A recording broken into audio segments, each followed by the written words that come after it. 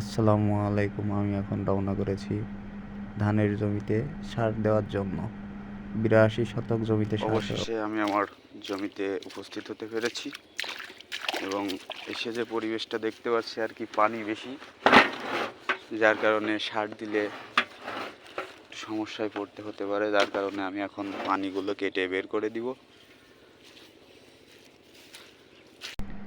অবশেষে আমি আলগুলো এইভাবে কেটে কেটে দিচ্ছি, যার কারণে অতি তাড়াতাড়ি পানিগুলো সরে যায় আর আমি সার প্রয়োগ করতে পারি।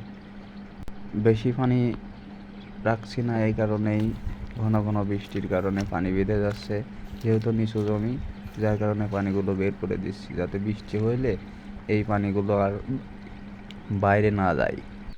আগে থেকে অতিরিক্ত পানিগুলো আমি বের করে দেওয়ার জন্য এইভাবে আল কেটে কেটে দিয়ে জমিতে প্রয়োগের আগে সারগুলো ভালোভাবে প্রস্তুত করে নেওয়ার জন্য এভাবে বস্তা খোলা হচ্ছে।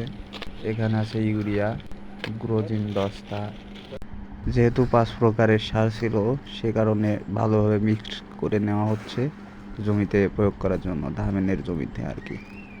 সারগুলো এখন প্রয়োগ করা শুরু হয়ে গেছে, আব্বু শুরু করে দিছে সারগুলো প্রয়োগ করা।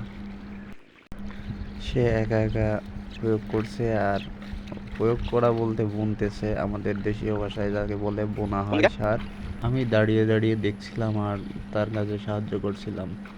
সারগুলো এগিয়ে দেওয়া নেওয়া তার সাহায্যের জন্য ছিল। অবশেষে প্রায় শেষের দিকে আমাদের ধানের জমিতে সার প্রয়োগ করা, আর অল্প কিছুক্ষণ সময় লাগবে হয়তো। শেষ মুহূর্তে আছেন, একদম শেষের দিকে, এটুকু দিলেই শেষ।